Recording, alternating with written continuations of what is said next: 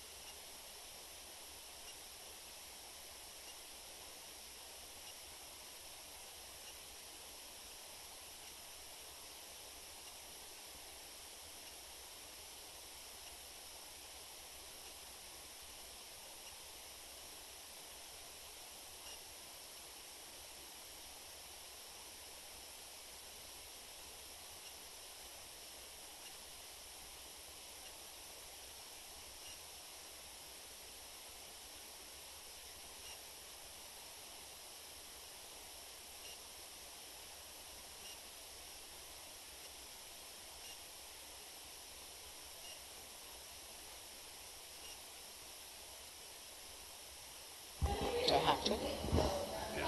Oh, 36, like, yeah. If I just have it like that, it's okay?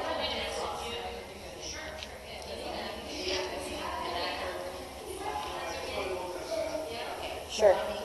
I mean, I hear my voice.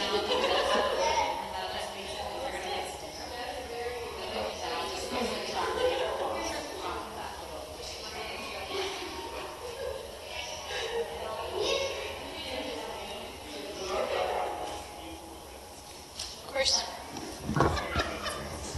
She wants to push.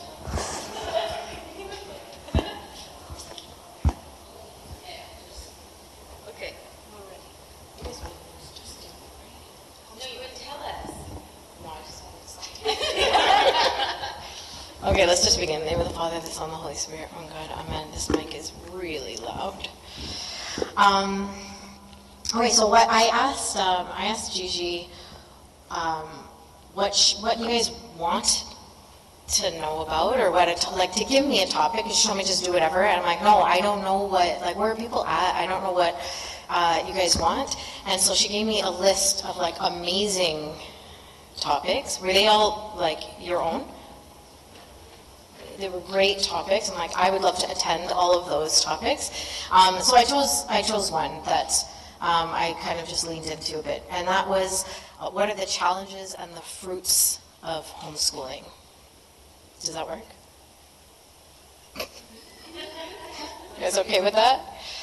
I think I liked that one, and I wanted to talk about that because I wanted to go a little bit even into things that are not necessarily popular, but okay. Let's begin. Do you want fruits or challenges first? Challenges? Okay. Oh yeah, okay, so the kids that I do. Okay. Sure. Okay. Okay, so the topic is the challenges, the fruits and the challenges of homeschooling. And so I guess, I should give you a bit of a background in case you don't know me or know my family. So we have been homeschooling. I always lose track, but it's been over 16 years. My daughter's about to turn 16. She's my youngest, but we had started earlier with my son, who is 21 and a half. He is in university right now. He's doing mechanical engineering. Typical Egyptian. And so he's doing mechanical engineering at University of Carleton. And Naomi is in grade 11, and she'll be 16 next month. So Naomi has always been homeschooled. She has never gone to school, like as far as like educational school. And David has done both. So he started in school, then we homeschooled, and then he ended in school. And his schooling was usually, when we chose to school, it was a private Christian school. And he graduated from a private Christian school in Ottawa. There were reasons to be homeschooled, there were reasons to be in school. But Naomi never. The only time that she even thought of being put into a school was when I was threatening her when she was misbehaving, and she would freak out and say, no, don't send me to school. So she has definitely a love for homeschooling and has never desired otherwise. But every kid is so individual and different, and it's not just about, like, it wasn't, the decision to put even our son into school was not just about the schooling, but more so about life situation at the time. Like, there's a lot of factors that go into why we did that, and I'm like happy with the decisions that, like, when we look back, it was the right decision for our situation at the time. So let's talk about the challenges. I asked, what do you want, fruits or the challenges first? And people said challenges. So we'll talk about the challenges of homeschooling. But I kind of want to set this up with one thing. And I honestly have this conversation with everybody I speak to, so I'm sorry if I've said this to you before, if I've talked to you about homeschooling.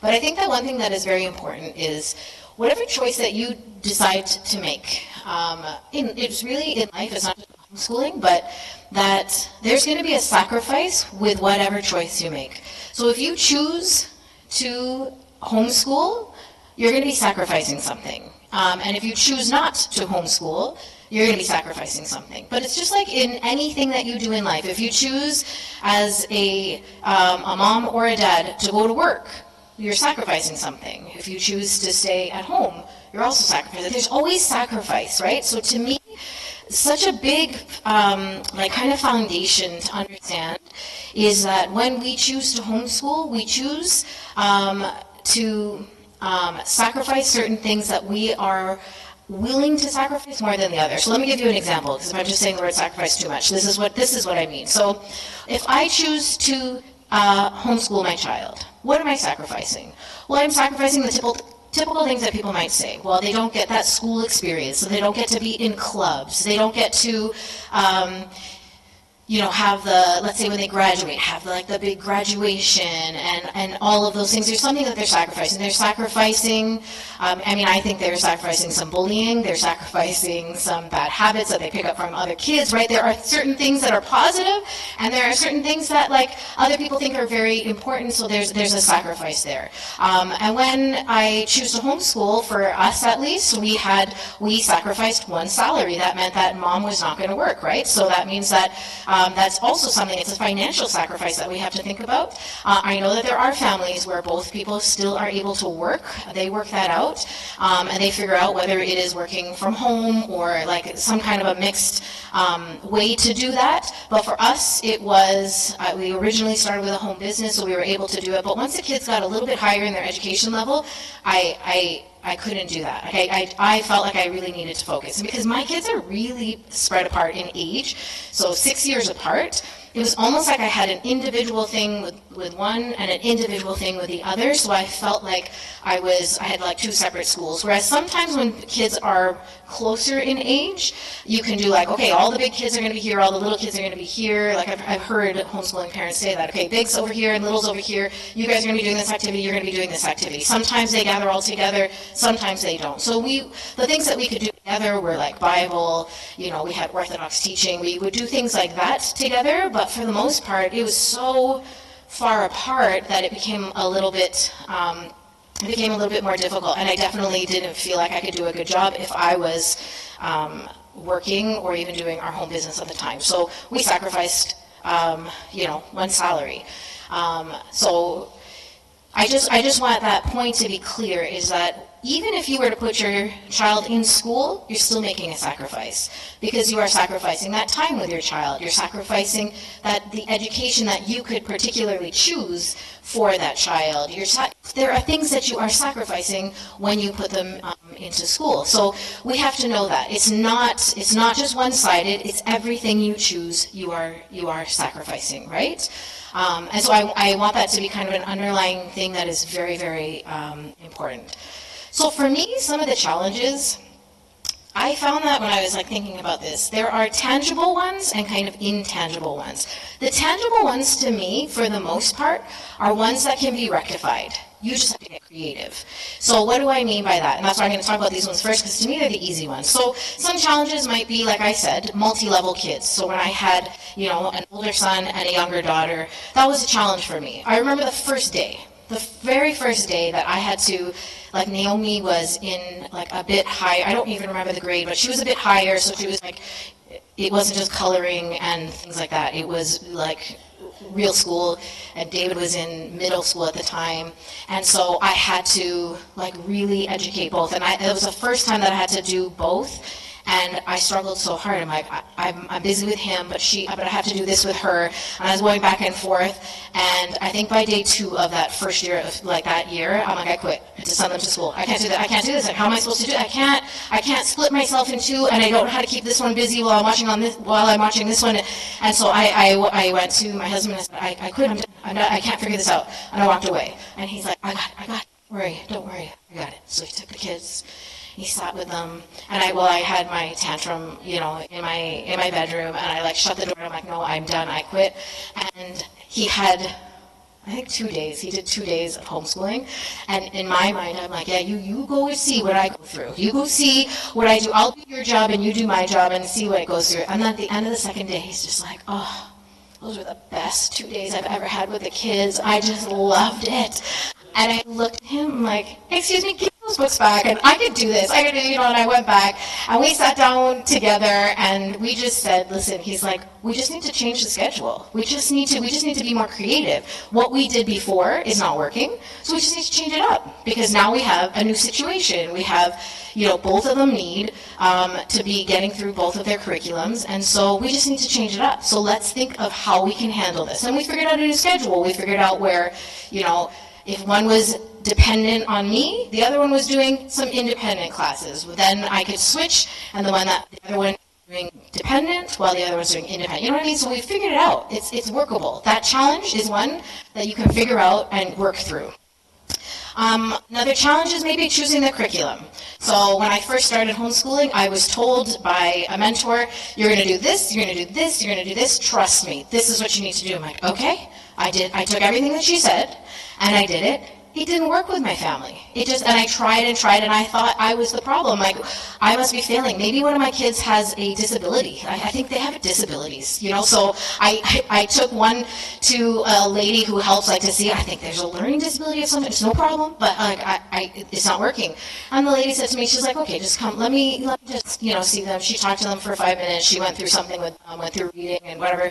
And she looked at me and she's Claudine, what curriculum are you using? So I showed her, and she's get rid of it. She's you have the wrong curriculum for your kids.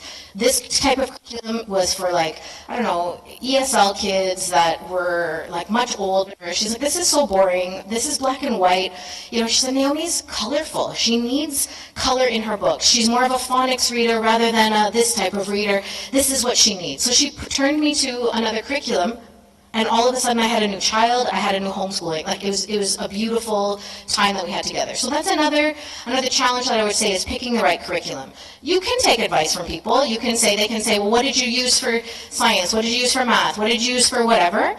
And it may work, but it may not work. So you have to figure out what works with your family, with your lifestyle, and with the way that you want to teach. So that's an easy challenge. Another easy challenge. I'm going through the easy ones first. Another easy challenge I would say are activities. It's the typical, are your children socialized? How are you going to socialize your kids? How are you going to get them into activities? That's, an age-old question that is not an issue at all. What are you going to do? sign them up for things. Like we're not living in pandemic times, so we're not limited to our households. We have a lot of things that they can go to. So whether it is church activities, we have tons of church activities. Whether it is you want them into swimming, sign them up for swimming. You want them in sports, then sign them up for sports. You want them in art, sign them up for art, music, everything. There are so many things that you can sign them up for. So that's not an issue in our day and age either. So if you want them involved, get them involved. Sign them up. Same thing goes with friends. Find your tribe. Find your people. Find the people that you want your kids to be with, and go and make time to do activities with them. Make time. I have friends that live an hour away. I will make time for my child to go and spend time with them because they're my people, so I'll drive. I want, there are specific people that, we have the same philosophy, we have the same ways of raising our kids, and so those are the people that I'm going to make my way to make sure that my kids hang out with those people. And then, of course, like in any of the activities they're going to be signed up for, they're also going to meet, people, they're going to make new friends, they're going to, different things like that. So to me, that this is also, is really not an issue. Let me go to the intangible, the harder ones. These are more of the hard ones. So, like I said, we've been doing homeschooling for a long time, and I think we were lone rangers for the most part. This is so beautiful just to see people that, like, to have a Coptic homeschool retreat. What? Like, that's awesome. I went to one in the States in the spring. We had a Coptic homeschool retreat. I loved it. I met new people, made new friends. It was so important for my daughter. She met people for the first time, Coptic homeschoolers that were in high school and above high school, and they just had such an amazing bond. They all keep in touch with each other now. They've got like a WhatsApp group that they're always chatting with. Actually meeting them and going to that homeschool retreat actually changed everything that we did this year. It had that much of an effect. I thought by grade 11, I can't be changing what I'm doing. Like we're almost done here. It changed everything. Totally rerouted us, and we're so happy. And I loved the support of meeting new Coptic homeschoolers that I had never met before, and I love the groups. I see the homeschooling group that's on WhatsApp. What a huge, it's mind-boggling to me, because to me, number one is getting that support. Having other moms and dads to talk to is utmost important. When we were homeschooling in Mississauga, we joined MCHA, it was Mississauga Christian Homeschool Association. That was life-giving for me. It was life-giving for my kids. Every week they got to meet it was like their class. They grew up with them. My daughter is still in touch, even though we moved. She's still in touch with her best friends that still live in Mississauga from that homeschooling group. I'm still in touch with moms that are still really good friends of mine who were a part of that. I desperately needed that when we started that. So this kind of support is hugely important for your kids and for you. So one of the major things I think that is an intangible challenge is judgment. So you're going to get judgment from people around you. There's always going to be people that don't believe in what you do. It's growing now, so I think at the time when we were homeschooling, people didn't even know what that word was. They had no clue what homeschooling was.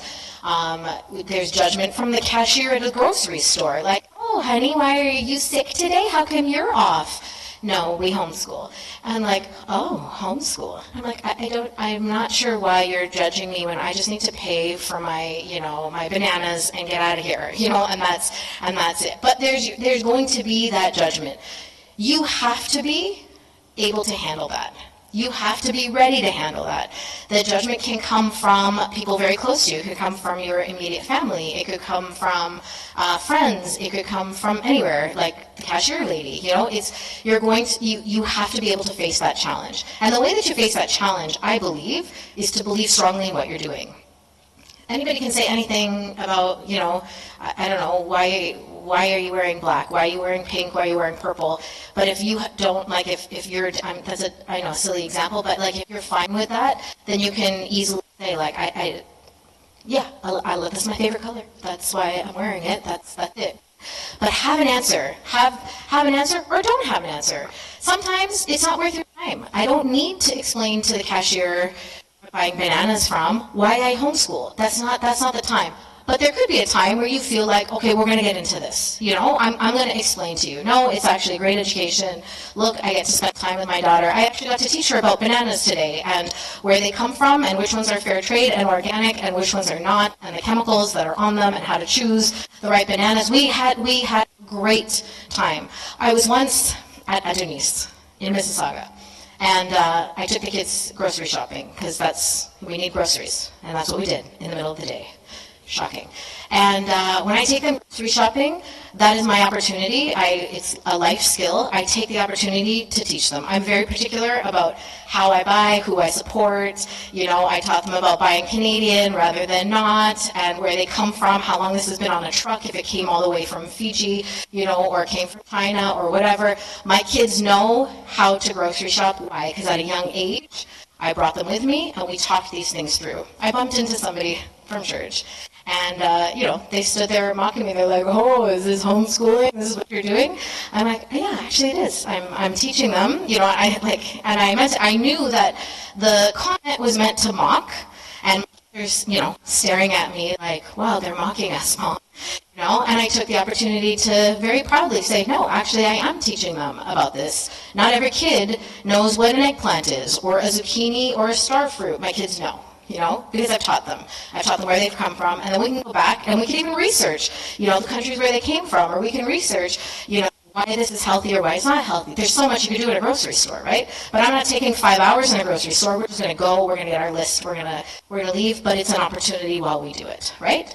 So you have to be ready to face that judgment. I think at first, you know, sometimes people will have struggles with parents who don't understand. It's new for them. They don't understand what this homeschooling is. They also, you know, they from how they were raised, you know, education in the institution is the way to go, and they don't want to falter with that. They don't want to mess around with a kid's education, and so you just give them time. Trust me, when time will show, and they will see your children, and they will see a difference. And your parents will be your biggest supporters and will defend you among those that are judging. We've been through that. And our parents are our greatest supporters when it comes to homeschooling, and huge help as well, that they, you know, help in different ways. So that's one thing, is the judgment, and it's a tangible challenge. Along with that, a challenge is your own self-doubt. Self-doubt is a heavy one. And one that you'll have to struggle through. It's a challenge that you'll have to work through, pray through. Did I make the right decision? I guess the first one is, should I go into homeschooling? I know that many of you here are already homeschooling, but I always tell people the biggest decision and the hardest decision is the decision to begin homeschooling. Because that's the scariest one. It's like, are we really going to do this? Is this like, and it's like the unknown that you're stepping into, and it's a bit scary. But that first decision is the hardest decision, and once you make that decision, you can continue going. But then there's self-doubt. You know, I see all the kindergarten kids have all these cute crafts. My kid doesn't do all the crafts every day that the other kids are doing. This is like a real self-doubt that I used to have. I felt like all the other kids had all these things on the wall. I didn't have that many things on the wall. Like, they must be doing better things. My child must be lacking in something because they don't have the same artwork on the wall. Or my kid must be, you know, lacking in this. How come that kid reads a lot faster than my kid? So maybe I'm doing something wrong because my kid's not reading, you know, to the level of the other kids. So there's a lot of self-doubt whether we're doing the right thing or not doing the right thing. Or every time our kid acts up, we're like, is this because they're homeschooled? Is it because they're homeschooled that they have a weird attachment to me?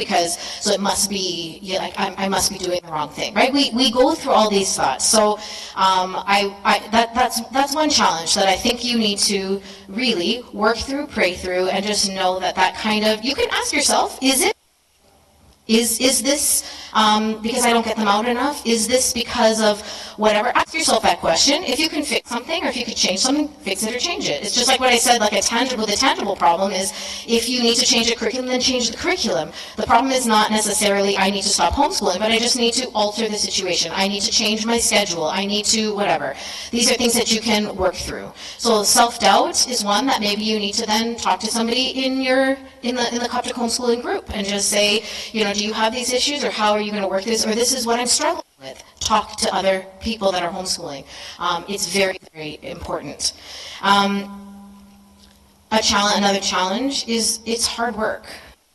It's hard work. So are you up for that challenge? It's not, you're not getting an easy ride here. You are choosing a hard path, but we have kind of a mantra that's like, life was never meant to be easy. So we choose hard paths, and hard paths necessarily the wrong path. It's just a hard. So we will be working hard. We will be with our kids more often. But that's one of the fruits, right? Some of these challenges are also the fruits, is that we are going to be with our kids more often, that we are going to put in this hard work. Let's say you're done. Another challenge is just, I'm exhausted. I'm exhausted, I'm tired, I can't. So then you need to have something in place that when you're at that point, you have somebody that you can say, I need a day. I need half a day. I remember one time it was an exhausting year, and because we had MCHA, my husband said, hello? Okay. No, don't make it louder. Yeah. So my husband said, how about this? You need a break. What if you did not come to MCHA, to our homeschool group, and I took the kids? So you get half a day.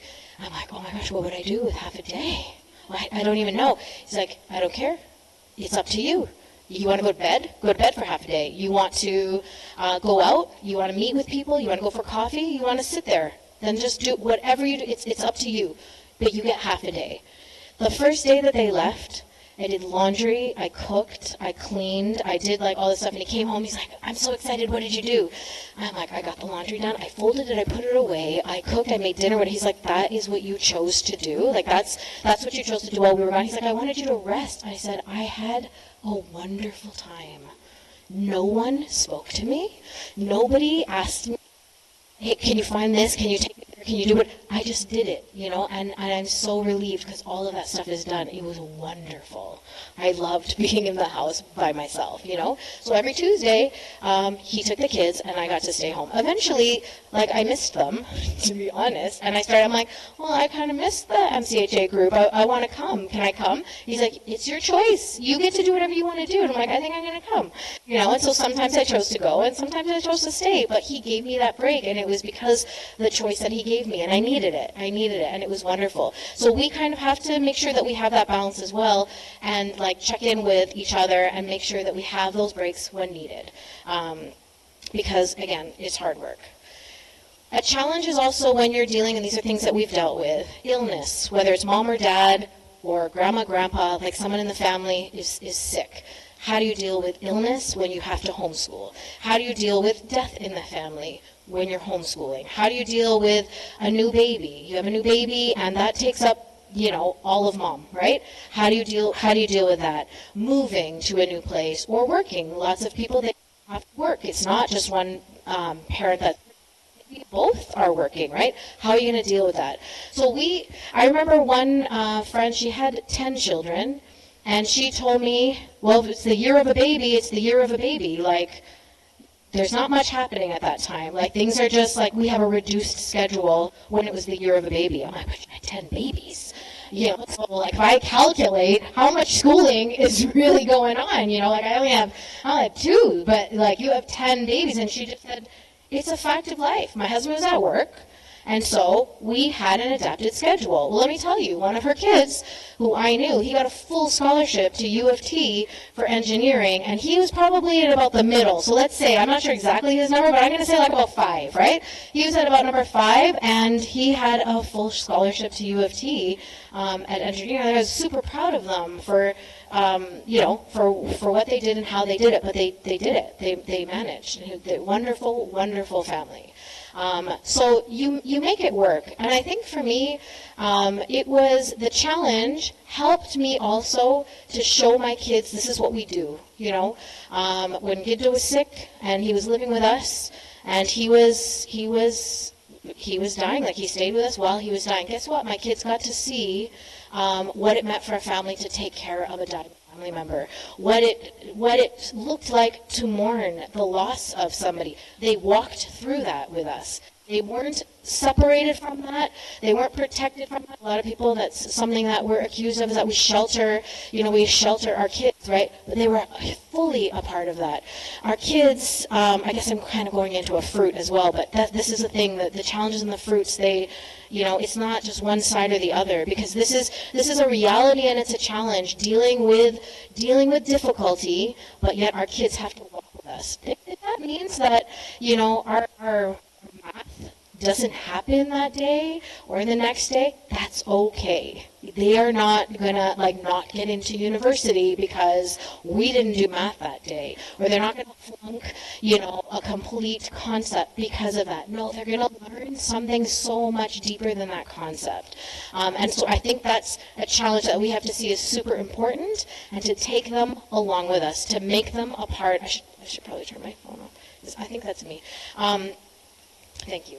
We need to take them along with us. We had the opportunity when, uncles, special people in our life were passing away in the hospital. Guess what? They got to the Psalms that they had memorized. We said, come on, to the hospital, and we're going to pray the Psalms. You're going to pray, Psalm 27. Please pray for Uncle and say your Psalm. Do you know how much that blessed, that these uncles or these aunts that are in the hospital, to have a little one come and pray over them? Would have been in school, and they got a chance to go and actually participate in this service. It's something that is so beautiful. Opportunities you don't get when you're rushing to get them to school and you're rushing to pick them up and get home and get the homework done and feed them and do all these things. Those are things that we get to do.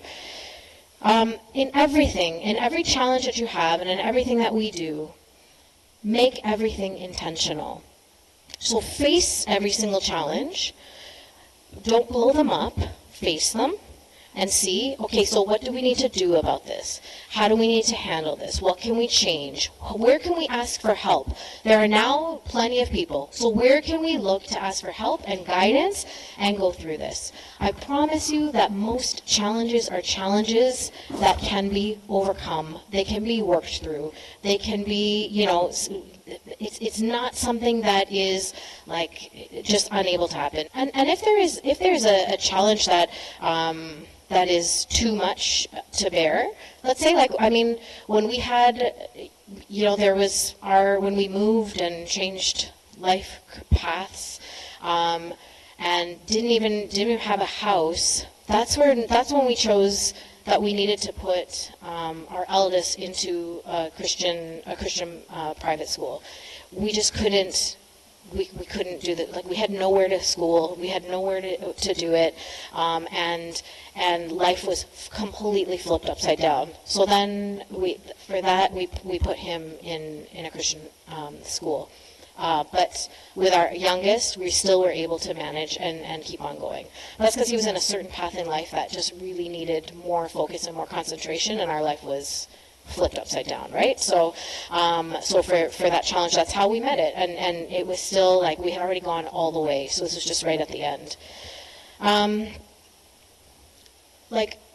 If we were to look at some of the challenges in not homeschooling, I remember our first year, the one thing that I loved, because our eldest had been in school already, our life was scheduled to a bell, right? So like we had to make it for the first bell. We had to pick him up by the last bell. We had to like fit everything in the school time. We had to bring him home, go through like all the things he lost and forgot and, you know, didn't eat, and have all those battles like about the lunchbox and all these things.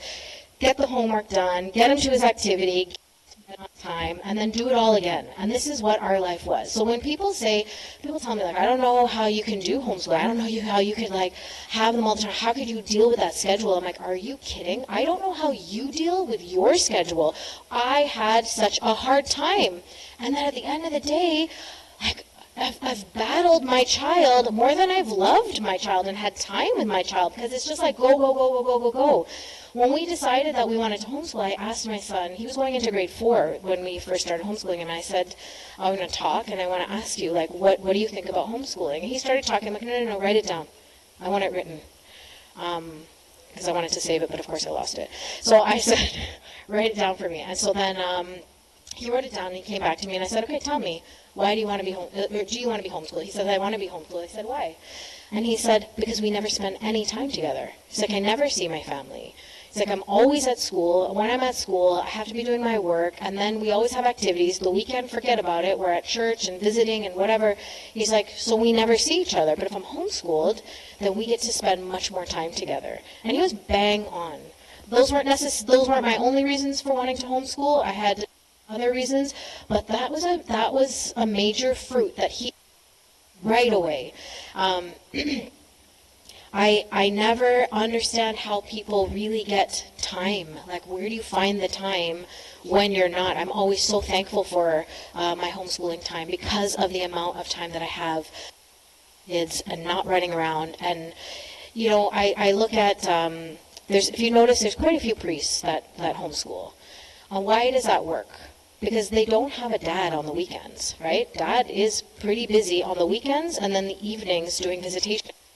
So dad is very hard to connect with. So there's so many priests that choose to homeschool because then they actually get to spend time with their families during the day. They work their schedule to make sure that they get time together. And there's not just priests, even like other dads, but it's because the priest weekend is so, it's a major work time is the weekend, right? So that's why it works for them. And we get to participate. They get to be, they get to be involved. So that's why it works. Any questions about these challenges that I said? Yeah.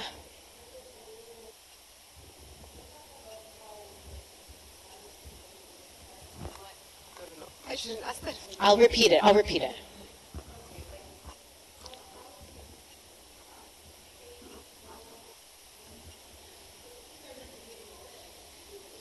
So the question is, can we talk about the challenge of moms and when they're stressed out? How can they stay calm when the kids are misbehaving? And how much yelling can I do? So that's always the misconception. I'm sure we've all heard this, like, I could never homeschool because I don't have the patience. And I always just say, Naomi, could you come here? Can you tell everybody how much patience I have? And she's like, do you really want me to answer that? I'm like, okay, go away now. I got the answer.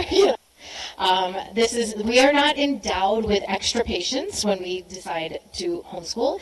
Actually, I had a conversation with somebody just this past week with his dad, and he said, I was actually known for being a very patient person before I had children. I'm like, me too. I was so patient until I had kids, and then all of a sudden this new didn't even know existed within me, and I lost all patience. And then you want to add homeschooling to that, that's a whole other level. My answer, I don't have an answer for you, to be honest. My answer for you is strive. Just keep on working. You just have to keep on striving. There are times where I've definitely worked on something. I've managed to keep my mouth, closed. This is a prayer that I ask St. Mary for all the time, because they say St. Mary, like, she knew when to speak and she knew when to be silent, right? And she spoke very little, actually. But, and so I'm like, Mama, help this one. Like, I just really need to work on closing my mouth when it needs to. And, how many mics do we have to go through? Yeah, with the 3. So I think you just really need to keep striving, keep working, and when you see improvements, like I'm like the 3-year-old who will look at my husband and be like, did you see how I controlled myself right there? Like, do you see how I'm improving? Yes, you did. You improved a lot there. Could have been way worse, like, so just really try. Tomorrow, if you yelled 10 times today, maybe make it 9.5, like, just try, breathe, like all the same things. It's not easy. I can't tell you how many, like, times I have gone to confession and I'm like, and they're like, Malish. I'm like, no, don't say Malish. Like, I want to improve. Like, give me some hardcore advice about how I can, something like, you're doing a lot, you have a lot of stress. I'm like, no, but I want it just to be gone. I just, like, remove it from me. How can I remove it? My answer to you really is just keep on striving. See that the road is long. I'm going to say the road is long, but it's actually so short at the same time.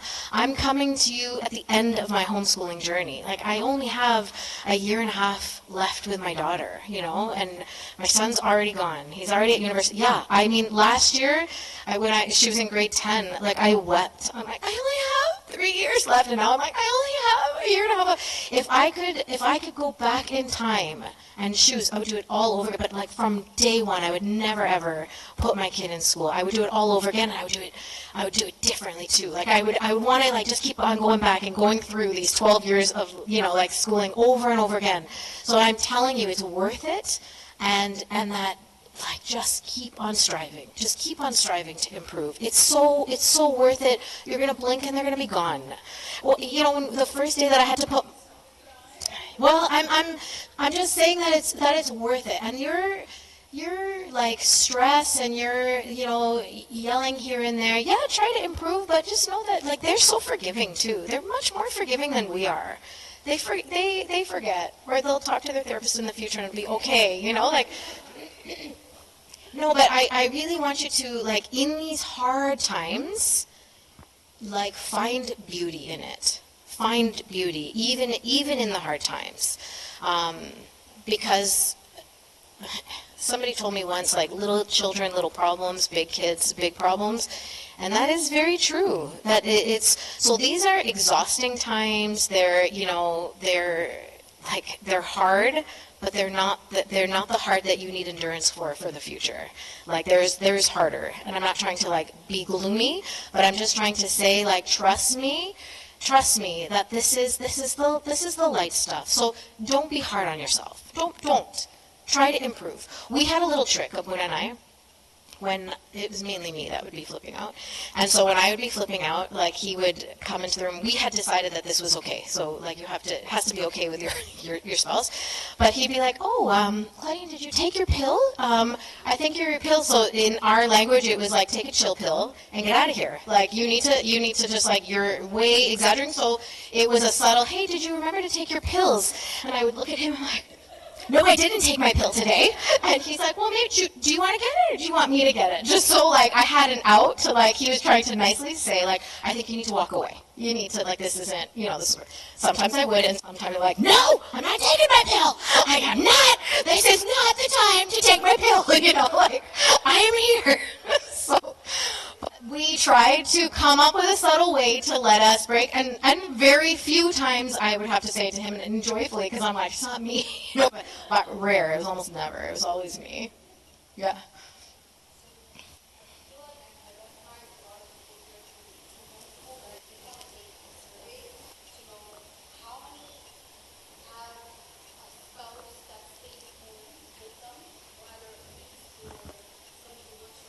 Yeah.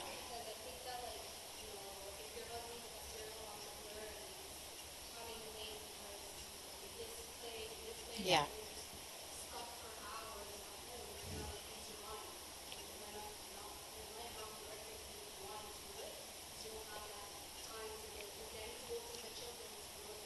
Mm-hmm.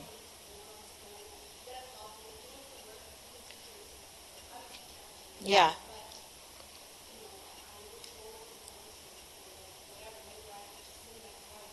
Silence.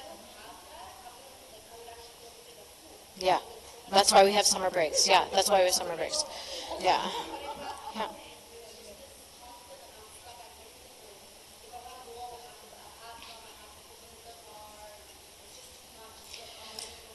So I'm just going to repeat your question for the people that can't hear. So the question is like, she wanted to take a survey to see how many people have like one spouse that's not at home and the other spouse is at home and all the time having to take care of the kids and going through things.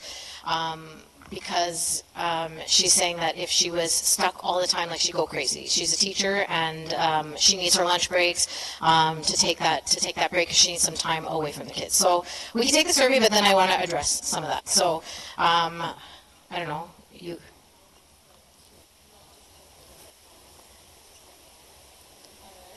Yeah. Yeah, sometimes it's not just stuff like, yeah, there's, okay, so I don't know, like, how do you want, like, you guys are what, both at home or not? Yeah, but he's working. Yeah.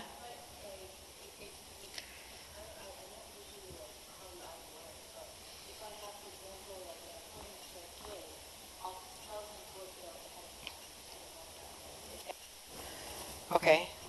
You guys have the unique situation of life. Right.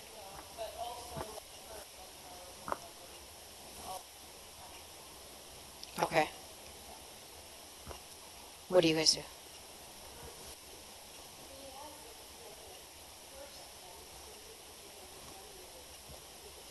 Yeah. Okay. Yeah. So you. Okay. You guys are the same as Christy. Yeah.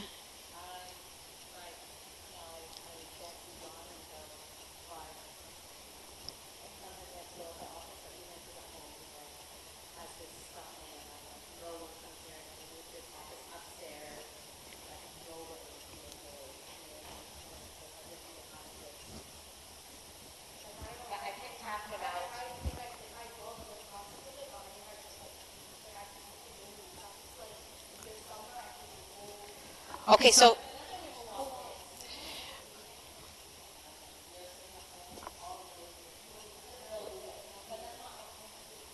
yeah, that's not yeah, so that's some of the things. It's not a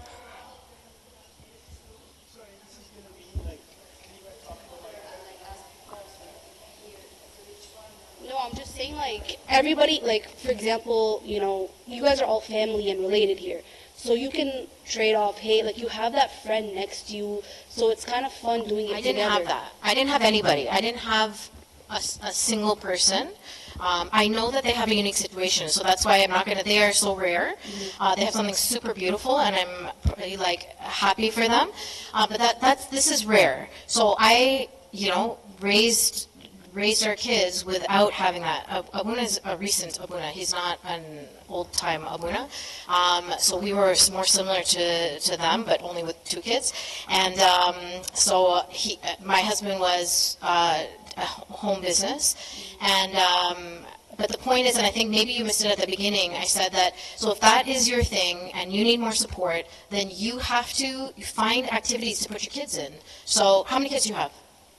I have 2. 2? But it's just for me, like, I don't know. Like, I think that if I have my husband, for me, like, at home, even if he's working, even if I don't see him the whole day, just knowing that it's like, okay, can you just, like, hold him for, like, a minute? I just need that minute. I don't need 5 minutes. I just need that minute. And if I don't have that, like, I don't know, just having another person in the house. So then that, I mean, that could be okay, but sometimes even having somebody in the house makes it worse because, like, he's in the house, but he can't help you. He's like, no, I can't give you that minute, And I think I think it's also about training your kids. Like, it's also about teaching the kids that, first of all, they're not going to run, like, wild and crazy in the house, but there's going to be times where we have stillness. We put on, scripture lullabies, and this is our quiet time. Mommy does not want to hear your voice right now. Like, I need some quiet, or I simply need to wash the dishes after lunch, or I need whatever. Scripture lullabies goes on, and you're sitting and you're quiet, you're reading, you're whatever. It's not a madhouse. Like, there is structured time and everything. And then there are those times, like I had said, I don't know if you were here for this, where I said I got a whole afternoon off where I was alone to do whatever I wanted. This time is structured in. So yes, this is a challenge, and you just have to figure out how you're going to work it. it could be a friend, it could be a teta or even if it's not your teta, it could be somebody that simply wants to help and support or babysit or whatever. Or a whole day. My daughter right now goes, for all of Thursday, goes to a community homeschool day. I have nothing to do with her for the whole day from 8:30 in the morning until 3. That's a whole day I get. I get to go do my grocery shopping, but honestly, like I miss her, and I come and I hang out at the homeschool day, you know. And she's just 1, and she's like almost 16, you know. But it's still it's time that I get to choose what I'm going to do. So there you are. guys have a lot of screen time. Like I feel like when I do get that minute, Yeah. it's like, okay, we're watching Coco Melon. Like I don't prefer that, but if it gets to that point where I need that coffee and Coco Melon's gonna keep them quiet, I'll do it. And I just realized actually how bad actually TV is for the brain. It literally shrinks it. So I feel like I'm gonna be doing a lot of TV like breaks if I'm gonna be all alone, and I don't think that's good for them. I don't know. I think your kids are little, right, Sandy? Yeah. When I had 2 or 3 little ones, it was probably the hardest time, and I remember thinking the same thing, and I found Lifetime Gym. So Lifetime, I loved it because I'm very critical of like who watches the kids, but they had like a very structured children's program, and even at the time when Teta used to watch them, she'd like break all the rules, and then I'd come back and they'd like be high on sugar and have watched all the shows. So I was like, I just want any other structure, and that used to be my like saving grace. So even though it was an expensive place, I just thought I'll go, and I didn't even work out. I used to just go shower, and sometimes just stand under the shower, and for like just because, or you can just go sit in the coffee shop and just drink your coffee. And once you have a membership, I don't know if you're close to a place like that. If you have a place that just has a membership where the kids are safe and trust in a trusted like environment, and it gives you an hour or 2 at your kind of leisure or what you need, that makes a huge difference. So things like that, like the gym, a program. I know there's certain like nature schools that are tailored to homeschoolers, so they'll take the kids like Monday from 8:30 to 3, even that young, or Monday, Tuesday, or all 5 days. Like they're very flexible. I know you guys used to do like 1 day of private school at some point, right? So look around, but know that because your kids are so young, this is the hardest part, and they will get easier, and you'll be able to keep them all day without doing. I also think that if your kids are are they in school right now? So one of them is in a private Christian school, Yeah. and I drive half an hour like, from Hamilton to Burlington. Mm-hmm. But I just came to the because we went on vacation, so she gave us like they were doing it for the week. So I'm like, oh, you guys are not doing anything. They're learning like a letter a week. And I'm like, a letter a week, because they came from a Montessori. She was already learning to almost read, Yeah, but yeah. I didn't like their Sorry. I didn't like their like what they were teaching there, so I moved them to a private Christian school. But the education is so slow, and I'm like, I'm sacrificing all this time, and like it's just too much. So I'm like, maybe I'll homeschool. So I found that when I started homeschooling, my kids also went from this to this. They calm down so much. They're much more grounded when they're at home. Much more. So when you compare just having, when you look at your kids like wild and crazy from school and picking them up and whatever, and you think this is what I'm going to have 24/7, it's not like that.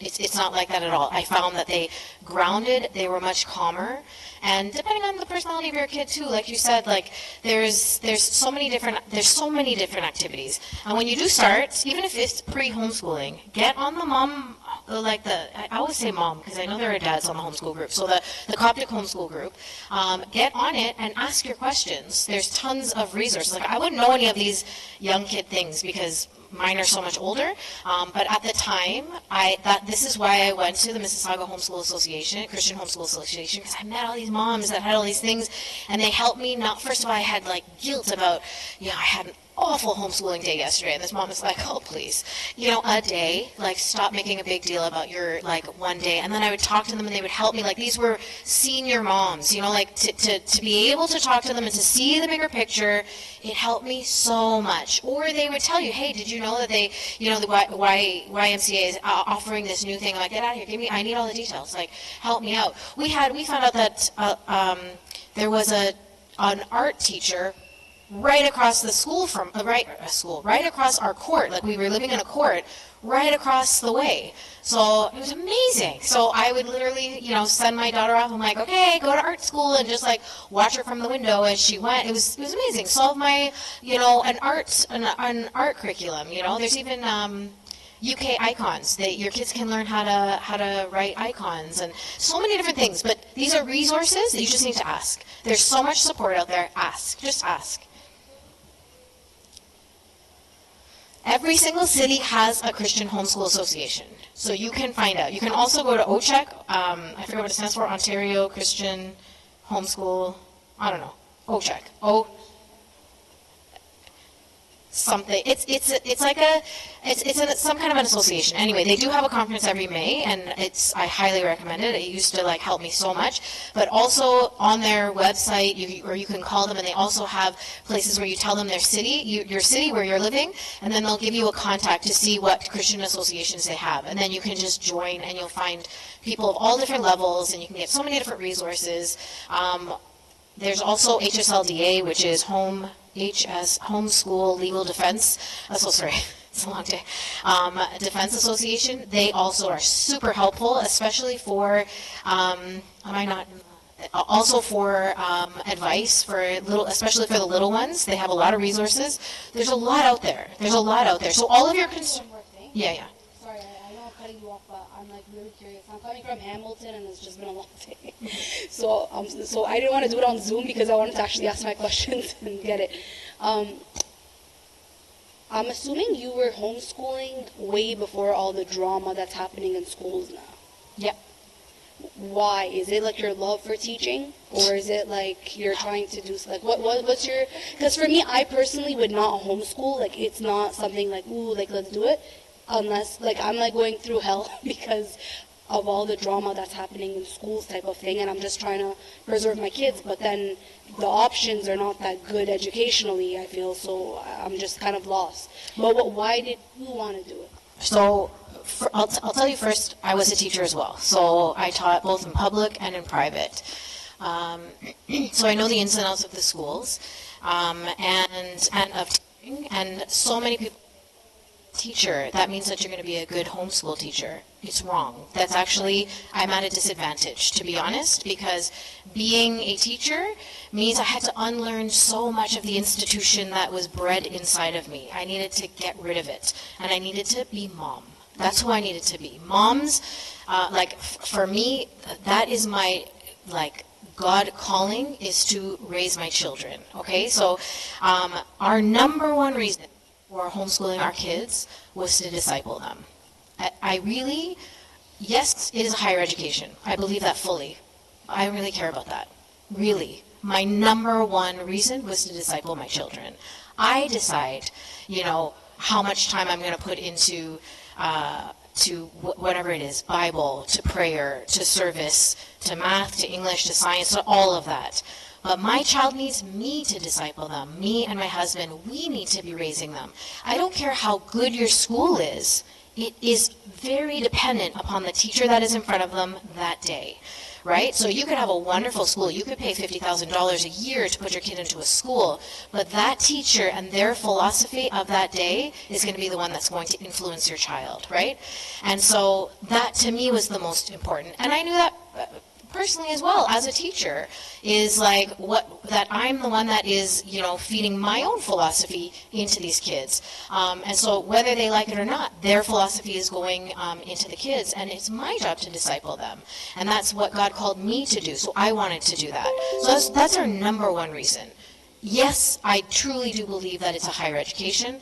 My kids would come back, my son at least, or even as a teacher, we never had time to finish the textbook. Never. You went through as much as you could, but you had to skip units, you had to skip this, because what is being required, and I don't blame the teacher, because what is being required of the teacher with what is given to them is unrealistic with what is being given to teachers these days. So you got to skip chunks. Well, when I'm homeschooling, guess what? We go from from the table of contents to the very back of the book. They do everything. There's no units skipped. There's no,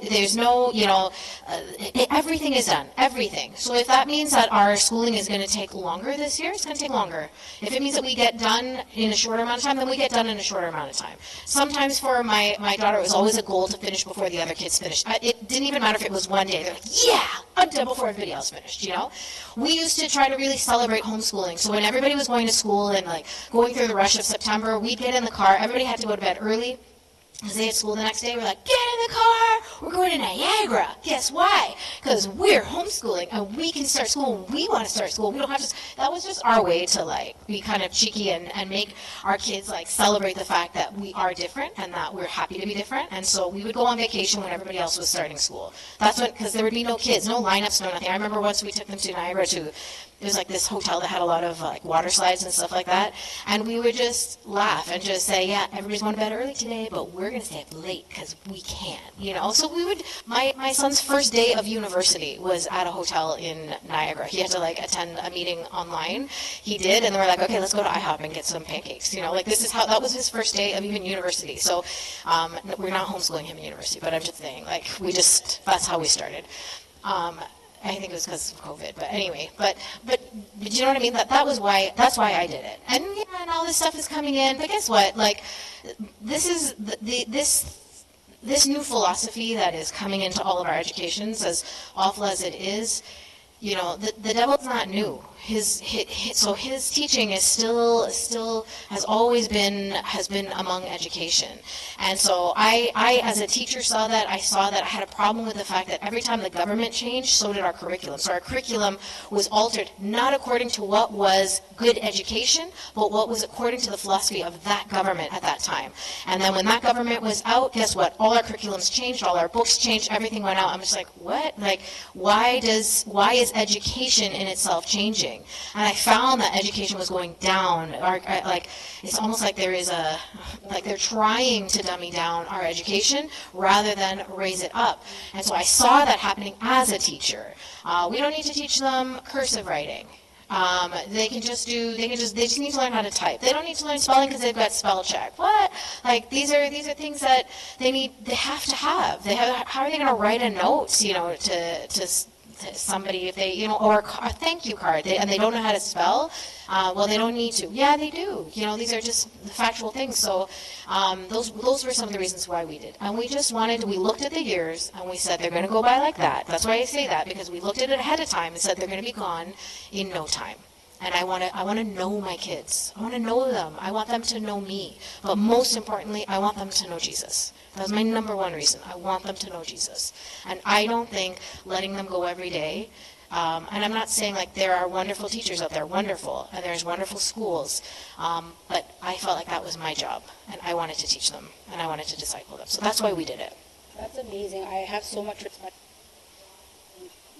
No, that's my daughter. She could tell you. I'm definitely not.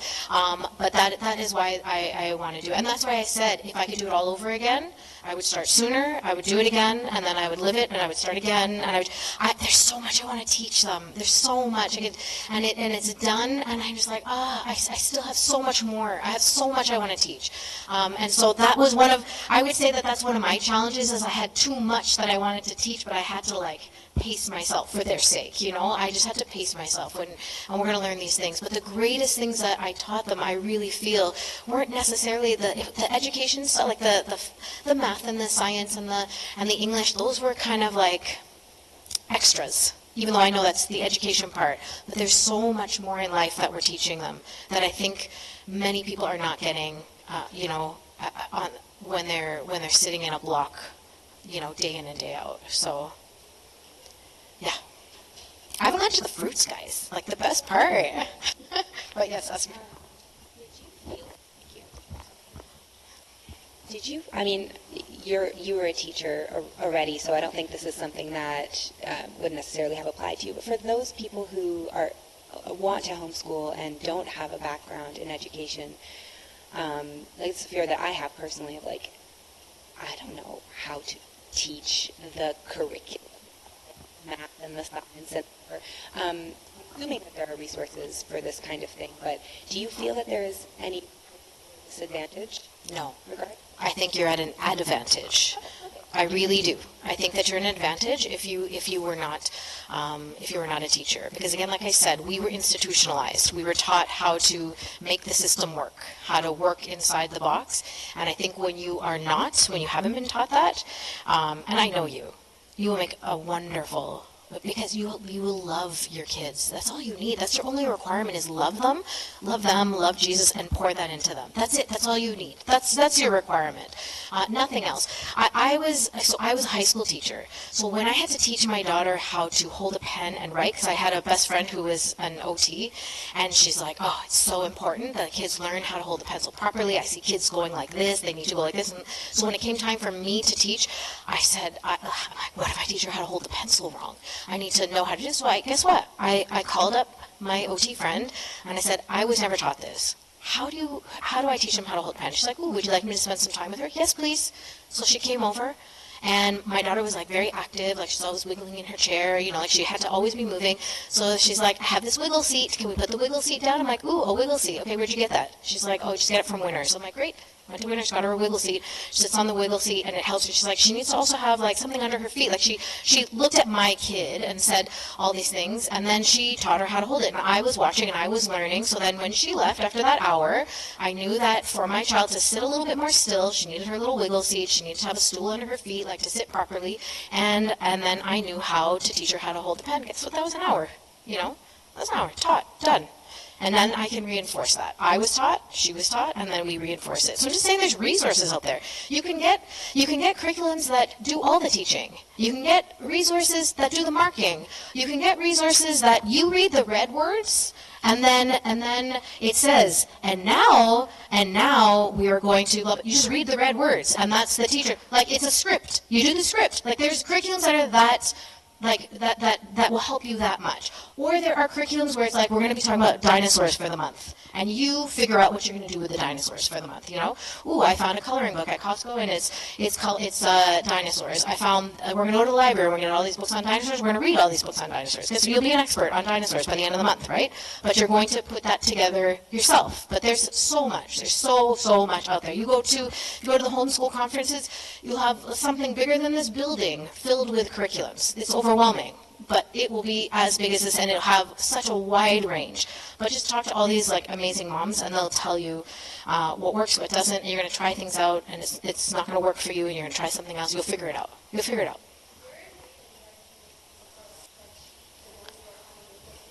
It's intimidating, and you're like, there's just so many things, and you don't want to go through the trial and error. There's a curriculum, I'm just saying it into the mic, there's a curriculum display at the homeschool retreat. So if you're at the homeschool retreat, people will bring their curriculums, they'll talk about their curriculums. But guess what? It has to be trial and error, because your kid may be different than Christine's kid. So you will try something. Like, this is what happened to me. She was a mom of 13, and so she said, and I just had a measly 2. And so I'm like, the mother of 13 knows. So I'm going to do whatever she says to do, but then when I did it, it didn't work with my kids.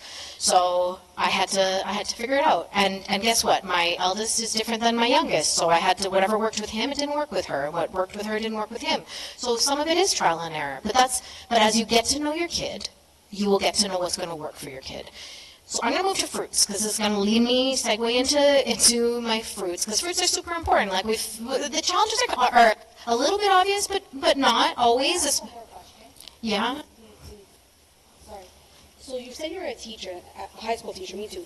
So your kids are going to graduate. Like, aren't you worried about, like, your pension plan? Like, I know obviously pension plan is not like your kid's salvation, all that, but, like, you're going to get, like, I don't know, like, I'm worried about when I get old, and, like, I don't want to rely on my kids, and it's kind of like, then I'm going to have, 10 years of no experience, or, yeah, I guess you can put homeschooling as, like, an experience, but, like, you literally have let go of your career, and I don't know, like, yeah, maybe you'll raise them so well that, like, hopefully they won't throw you away, but, like, you don't want to be vulnerable, too, like, so for you as a teacher, like, did you think about, like, not having your pension plan and all that?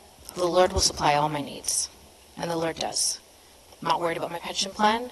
One of the first things I said when I came here today is one of the first challenges that you have to look at are the sacrifices you're going to make.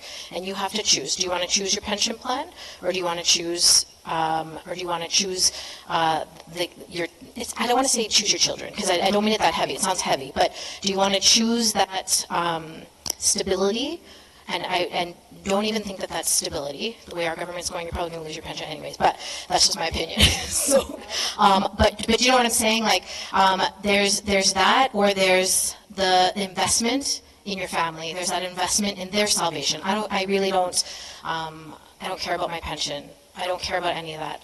That was the sacrifice that I gave. I'm not relying on my kids to take care of me when I'm older. I'm relying on Jesus. So He's going to supply. He's going to supply all my needs. I'm going to be anxious for nothing, and just allow Him to take me day to day to day. Because guess what? It's not even just about a pension plan. It's today. You know, there are bills that need to be paid. We sacrificed a salary. We sacrificed, and so I know that the Lord will take care of me. And there are tough times. We've gone through financially tough times. The Lord took care of us, and He will in the future. So I don't go into that thought or that pattern. I just rely on Him. Okay. I don't even know what time it is, and I feel like we're late, and I feel bad for you guys. What time is this supposed to end? 8:30? Kind of. Okay. Sorry. Keep going. Okay. Let me just. I'm gonna. Okay. I'll go quickly. Obviously, I wouldn't be doing this if there weren't so many fruits. Like, I am the type of person that will take on challenges, and like I said, our mantra is life was never meant to be easy. And so I will take on the challenges if I believe in the cause of that challenge, right? I will take it on. But the fruits are so much more than the challenges. They outweigh so much. So the memories that I have created with my family is a huge fruit. I learned this from a fellow teacher, actually. Every time we'd come back from holidays, we'd sit with the staff and they'd say, okay, tell us one thing that was wonderful about your vacation. And this one teacher, every time, I loved what he said. He would always say, never go into detail. He's like, I created memories with my children.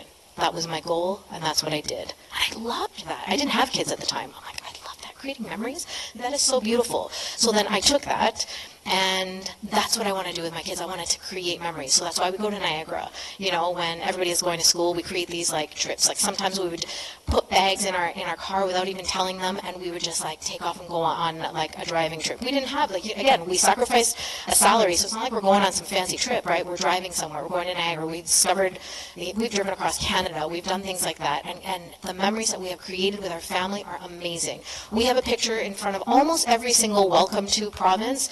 We've done everything except we obviously haven't done the top ones. I know what they are, but my kids are really taught well. No, I'm just kidding. But we've gone from Nova Scotia. We don't have Newfoundland, but we've stopped on the side of the highway and jumped and taken a picture in front of almost every single sign. We've done these memories. We have said we are going to create these memories, and we're going to go on these trips, and it was part of our schooling. And so memories is a huge fruit. And these memories could even be today. We're going to take our a blanket out, and we're going to make a picnic out on our front lawn.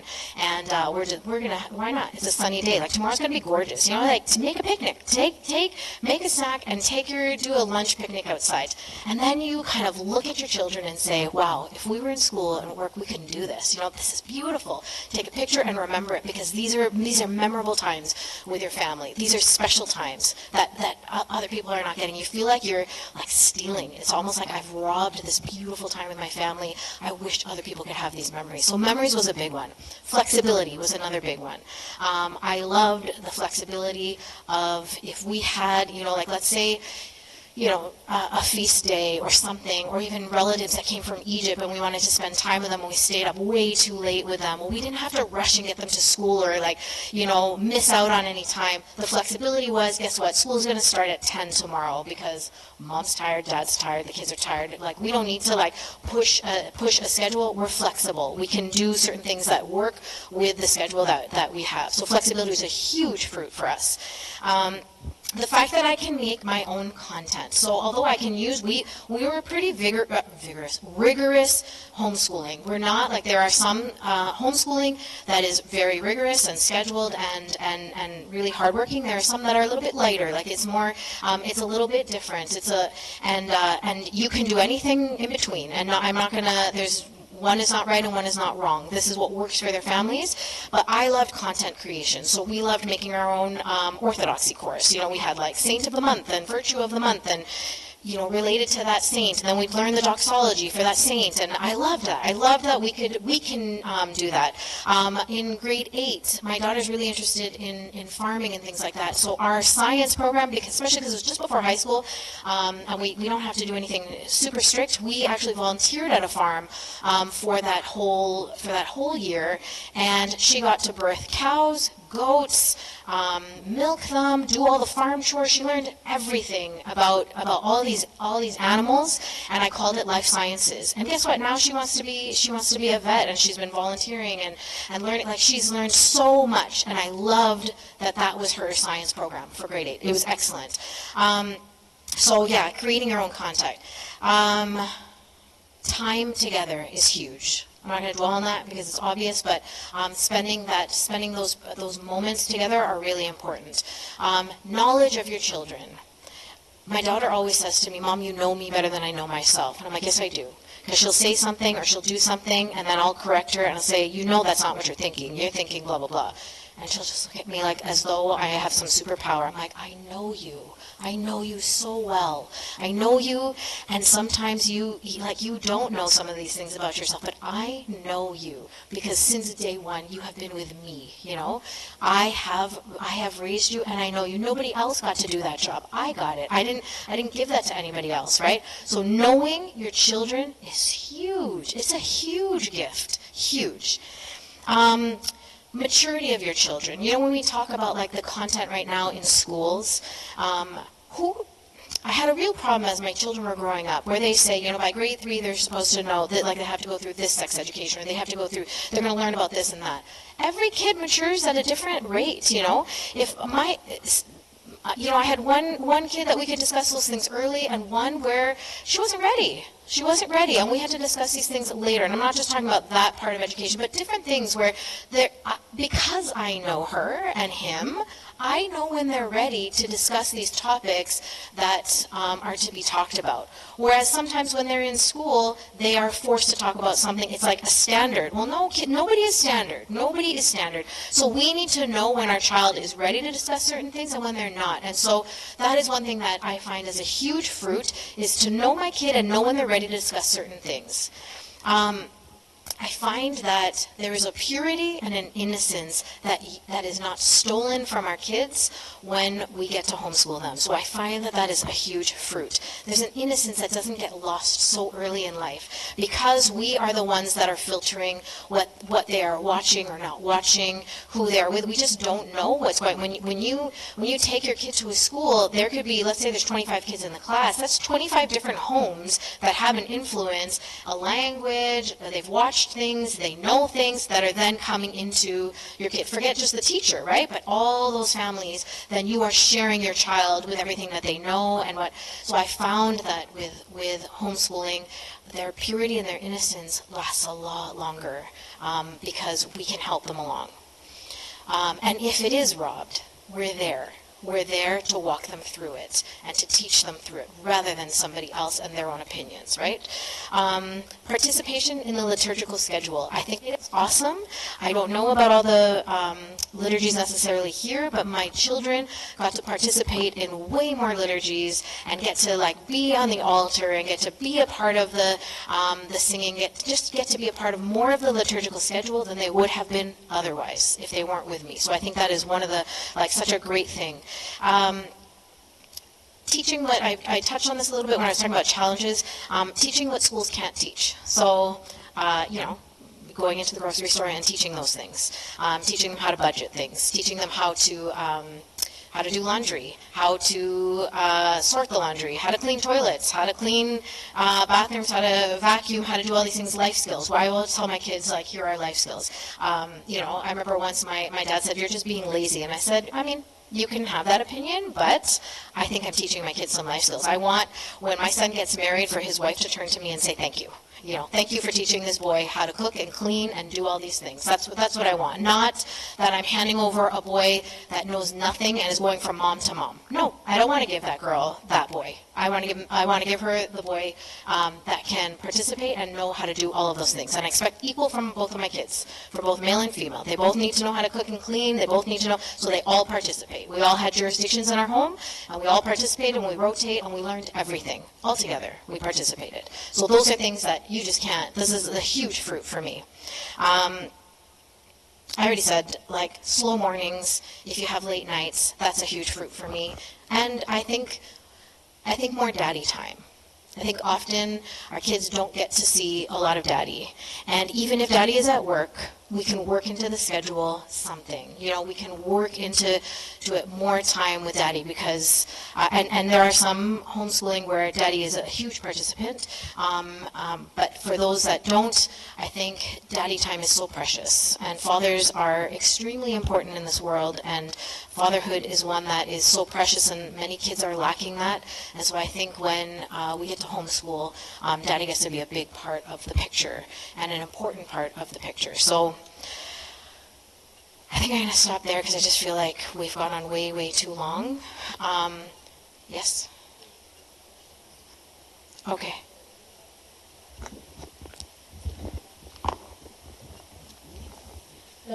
So I have two questions. The first one is, are there challenges that are unique to homeschooling a boy versus a girl?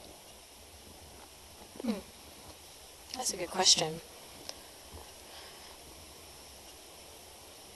I don't think so. I personally don't think so. So I have a boy and I have a girl. I think some people assume that the boy is the active one and the girl is not the active one, but my girl is active and my boy is not. It's not that he's not active, he's not like her. Like, she's my little boy, right? So, like, as far as, like, our stereotype, but I think that sometimes is assumed, is that the boy is going to be the active and the girl's going to be super calm.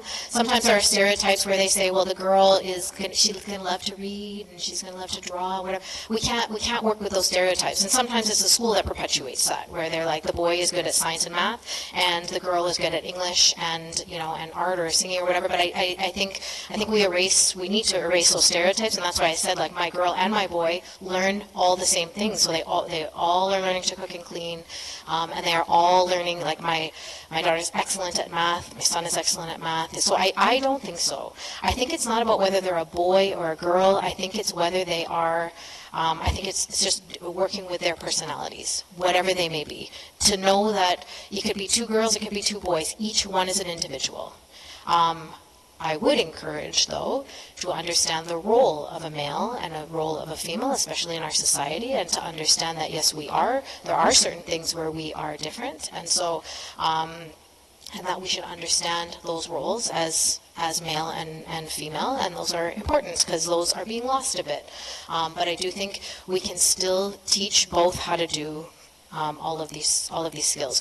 We've been talking about in our church, even our university girls, you know, they want to have, we have these girls meetings, and I said, what if we had like a traditional skills retreat? How many of you know how to, clean a bathroom? And most of them are like, I don't know how to clean a bathroom. Like, either our cleaning lady does it or mom does it. They don't want me to clean the bathroom. I'm like, no, they want you to clean the bathroom, trust me. But I said, so what if we learned how to do that? What if you learned how to cook some of our, like, to cook certain, feast foods, or to cook, or do you want to learn how to change the tire on your car? Do you want to learn how to check the oil? Like, all these different, I'm thinking of, like, old-time skills, how to make bread, how to do these different things. And they're so interested, like, to learn some of these traditional skills that are being lost, and so let's bring them back and let's teach them. So I hope I answered that question okay.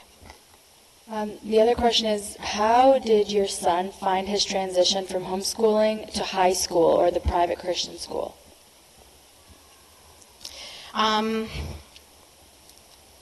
So there's two different aspects. There's academic and there's behavioral, like social.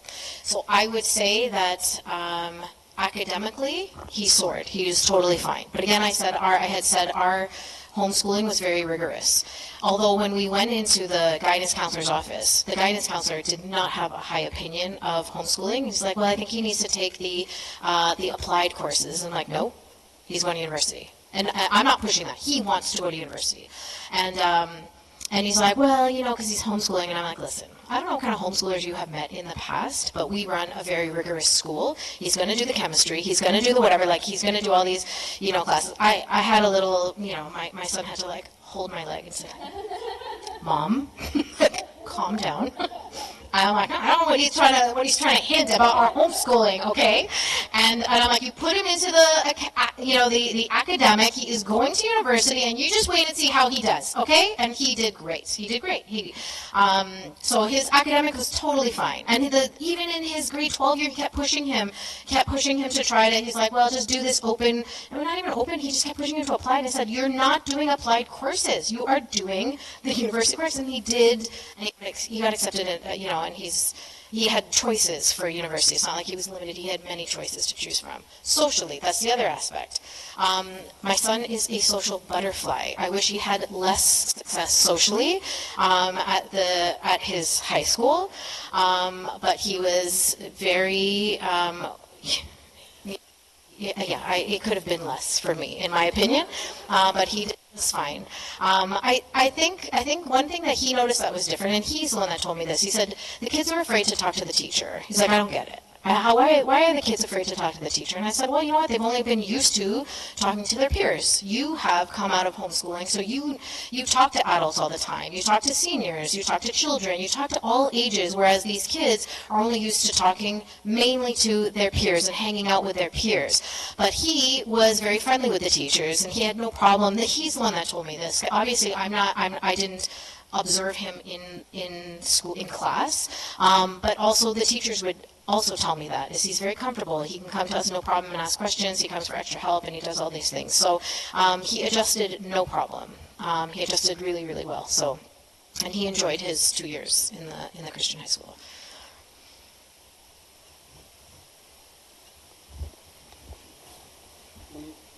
I think sometimes because my kids are homeschooled, I think I feel like I allow them to do things that I wouldn't otherwise because I feel bad. So I'll give you like a really clear example. My kids like collect Pokemon cards, and they have no one to trade with. So they bring it to church. So my instinct is like, no, you cannot bring that to church. You're not bringing it to Sunday school. But like, I'm like, who else are they going to trade with? And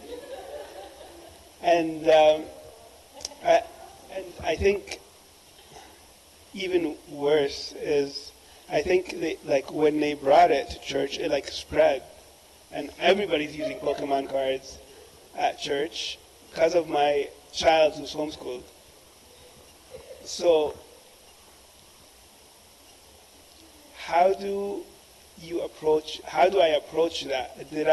Should I have said no? Like my initial instinct, like regardless he's homeschooled or not, like I would have said no Pokemon cards at church. Should I have kept that rule regardless, or should I have been like, you know what, it is what it is? My kids weren't allowed to do Pokemon, so I'm just like, start with Pokemon in the first place. But I don't think you should. I don't think so. I mean, it's a very, very specific example. Yeah, I know it's a very specific example. I don't know. Like I guess I understand because I'm thinking of my own personal example is that we don't celebrate Halloween, okay? And my husband has always been very adamant about not celebrating Halloween. And we don't even have Hallelujah parties. Like, we used to do the Hallelujah party. When I was a kid, we had Hallelujah parties, Halloween parties. And I'm like, what's wrong with that? It's fun. At least we get together and then we get tons of chocolate. Like, it's all about the chocolate. Like, let's be real. The candy, it's not about anything else. In gathering at church. Yeah, Hallelujah. We did Hallelujah parties at church. You were there. Oh, yeah, we don't do anything at church. We don't do anything. It's just another day. So he's like, he wants to bring no lights, no nothing that even it's just October 31st, and tomorrow is November 1st. Who cares about October 31st? Like, nothing. So, and he has very valid reasons for that, and so I support him for that. But my kids were homeschooled, and so I'm like, the friends at church are having a Halloween party. And listen, I was a drama teacher as well. Dressing up is the best. Like, it's so much fun, right? So for me, the costume part was so much fun. Not little witches and demons, like, a duck, whatever. Like, because I said duck because we had a duck costume. Anyway, like, so I wanted my kids to go to the Halloween parties from friends at church. And any time if there was a birthday party, I would drop life to go to the birthday party because I want them to go and like have friends and go to the party. And so when they had the Halloween parties, I wanted my kids to go to the Halloween party. But my husband's like, we don't celebrate Halloween. I'm like, but this is like a birthday party. Like, I want them to go to the party. And so we compromised. And we agreed that there was going to be no trick-or-treating, but that they were allowed to go to the party part, because it was really just like a birthday party. Everybody went, they had food, all the family were together, and then when the kids went to go trick-or-treat, we didn't. And my kids were fine with that. They're just like, we get to play with the toys. Hey, can you bring me back some candy? Actually, one person said to my son, aren't you upset that you're not allowed to go trick-or-treating? And he's like, no. And they're like, why not? Like, we all come back with huge bags of candy. And he's like, he looks at me, he's like, she's not going to let me eat it anyways, so what's the point? What's the point of bringing back stuff that's just going to, like, because I wouldn't let him eat the candy, right? So I understand that. I think you just have to weigh it. Like, I don't want to go specifically into the Pokemon, but you guys just have to figure out for yourselves what works and doesn't work. And sometimes, like, whether was I right for letting my kids go to these Halloween parties or wrong, I don't know. That was just our compromise. I don't think it was like anything that affected their life personally till now, because it didn't really mean anything. I also made sure that there were costumes 365 days of the year in my basement. We had a treasure chest where they could always dress up. So Halloween dress up wasn't a big deal because we were always dressing up because it was fun. So, like, it was just a non-issue. We just made it a non-issue. So I think you have to think of those things like there may be times that you feel sorry for them. So make up for that by getting together with other kids. You also live so remotely, right? So maybe that's part of it as well, is like to be able to get together with other people, make time for those times to get together. And it doesn't matter, like Pokemon or no Pokemon, but make just whatever it is that you feel that your kids are lacking or that you feel bad for them. Sometimes you can feel bad for them and say just like, who cares? Too bad. Like, we just don't believe in this, so it doesn't matter. Don't feel bad for them. Just say, yeah, you're different, and we're not going to do that. There are certain things like that. But there are certain things that if you do feel bad and you think it's a legitimate thing, then make the time to do it. Make the time to, like, I don't know, have a Pokemon party and invite all their Pokemon friends and trade all you like. I don't know much about Pokemon, so I just, whatever. You know what I mean? But you know what I'm saying? Like, yeah. I'm just really curious. Has your kids ever had an experience where like someone would go to them and kind of like bash homeschooling? 100%. And then what did you teach your child? Because I feel like I'm just at a situation where like I really can boost what homeschooling is, and I do, but now I got to a point where my daughter said something to somebody else, and now I'm getting in trouble for kind of what they're saying. Oh, you know what I mean? Your so, kids like, are getting in trouble. No, I'm going. Oh, you're getting in trouble? Like, well, not in trouble, but like, it's clear that this is something that we talked about. Yeah. And then they, kind of mean. So I don't know, like, how do you kind of balance that out? Because I'm like you, like, let's boost it and let's make them feel so great about it. Yeah. Because it is great. Yeah. But then they do go. But not to judge other people. So I think that's the key in that both us. So first of all, you're going to be an example that when people come to you and bash homeschooling in front of your children, that the example that you show them is going to, if they're watching and they're memorizing how mom reacted. Like, are you getting angry? Are you getting upset? Are you getting offended? Are you getting embarrassed? Like, they're watching that. So you have to be ready for that response, and then you may need to talk about it in the car. But also, we have to make sure that there is no judgment on the choices that other people make. So there are very good friends of mine. Their kids are in their kids are in school.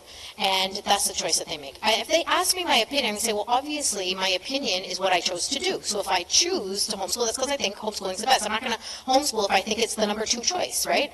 I think it's the best, and that's why I'm doing it. But you have to choose what you believe is right for your kids. So it's not, even though I'm like the cheerleader of homeschooling, I also know that certain people's life situation, they just maybe can't do it. So like for me, number 2 would be Christian homeschooling. So, but not all Christian, not Christian homeschooling, Christian school, right? But not all Christian schools are made equal. So you also have to go be very discerning on which Christian school that you are choosing, because they really are not all equal. And so I think we just have to teach our kids, although they may want to boast and like be rah-rah, we have to make sure that they are not putting anybody else down for not homeschooling, because then you're doing just what other people do to them, which is maybe to put them down. I think like our kids have gone through different phases where people have put them down for homeschooling, so then they have to like boost it up. I mean, I have 2 different kids. One is like, couldn't care less what you say and walk away. Like, I'm not fighting for this. Like, it doesn't matter. It's not even my choice. Like, really, for the most part, like my parents are choosing my education. But the other one, wants to like make everybody understand that, this is the right way, and we're smart too, and different things. So I think the key is really teaching them not to judge other people, and that's just what is working for them. And not everybody is, as right now we feel very blessed, and this is the choices that we made, and so we're just going to thank God that we get to do this. That's it. Like we don't want to teach judgment on other people. Okay, this might be an unclear question. I think it's just like a complaint about myself. So I have like a thing where I get really hard on myself when my kids I assess them as behind in whatever. So like if my, I don't know, whatever, 4th grader, 5th grader are not writing to the level of 5th grade at school, like I'll talk to my friends who are teaching in school at 5th grade level, and I'm like, what? They're writing like 5 paragraphs. My kid can barely write 1 paragraph. Oh my gosh, like I've completely ruined his English career. And then I like lose sleep over it. So do you have like words of advice? I used to be like that, and I let it go.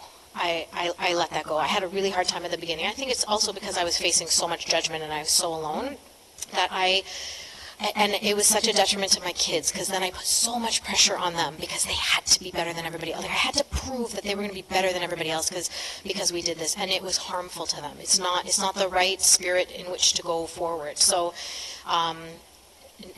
you have to just first of all trust that they're going to be fine. Again, this is a long road. It's not a short road. So if I already told you the story about where I brought the kids in and they did Psalms for this uncle, and I was super proud of them because they've got the whole Psalm 27. It's a long psalm, and they had it memorized, and I was like super proud, mom moment. And the uncle who was dying was so blessed. And then it's like the devil that wants to like, just like press something in. I see this little note that his granddaughter, who was exactly the same age as my daughter, saw this note. I'm like, who wrote that note? And then he says, like, my granddaughter, I'm like, what? And I like, take the note, I'm looking, I'm like, that's amazing handwriting. And then I look at Naomi, I'm like,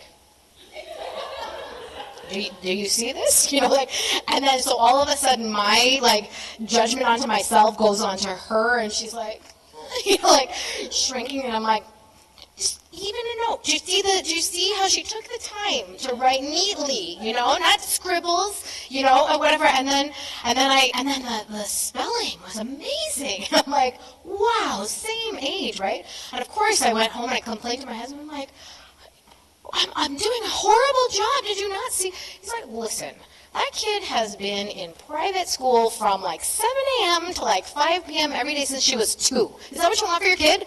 I'm like, no. And he's like, so like, stop comparing. Let her develop in her own way. Just like relax. Stop making those comparisons. That's the worst thing you can do is those comparisons. Don't do it, because you don't know the kind of education that they're getting. You don't know what is being pressured. What if your kid gets to be, like, your kid gets to run in the field and your kid gets to feed goats and pigs and things like that? That education, this is very specific, but that type of an education, don't undermine what your kids are getting for that, just because, their spelling may be not the best. They're going to catch up. They're going to get the spelling. But they wouldn't have been able to like go and run and play with the pigs and the goats and all that stuff, or to experience all that stuff. So don't do that comparison. It's just detrimental to you, and it's also detrimental to the kid. And I'm saying this because I've experienced it, and I was way too hard on my kids for that, and it didn't do them any good, and it doesn't make for a happy schooling time. You know what I mean? You put way too much pressure. Let it go. They're gonna catch up. They're gonna catch up. It's not even about catching up. I remember I used to tell David, like, I'm like, look, in school they put everybody, like, let's just pick grade 3, okay? Everybody's in grade 3, but you're not all at a grade 3 level, right? Some people's reading could be at 5. Some people's reading maybe at grade 1. Some people's math could be in grade 3 and their math level's at like grade 9. Some are, their math level is in kindergarten, but you're all in grade 3. You're all called grade 3, So schooling and education doesn't work that way. It doesn't work in a straight line. It's very fluid, right? So you could advance in certain things and advance. It's according to whose standard, there's a standard that has been made, and so sure, you want to make sure that like your kid's not in grade 9 and not able to read, but what if they have a disability, or what if they have they're a little bit slow and stuff? So you've got to work with what you have. You have to work with what you have, and just as long as you're educating, as long as they're learning, as long as they're loving learning, that's like a key. That's a key. So don't do that to yourself or to the kids. We have an online question. Can you share some of the resources you used, like curriculums and those lullaby scriptures? Lullaby scriptures are the best. They're beautiful. You can go onto YouTube. It's called Scripture Lullabies. They're beautiful. So we've used them in even in small groups. We used to it's just beautiful, quiet. It's songs that have one verse, and it repeats it in a lullaby way. It's very calming, and so when we want to ground our kids and be slow, we played the scripture lullabies. My kids till this day love the scripture lullabies, and just calm right down. And they learned verses without realizing that they were learning verses, because they're just singing these songs. So scripture lullabies definitely is a beautiful resource. The curriculums that I use now, remember, you have to choose according to your kid, but we did too many different things because we were just experimenting. My poor son was an experiment.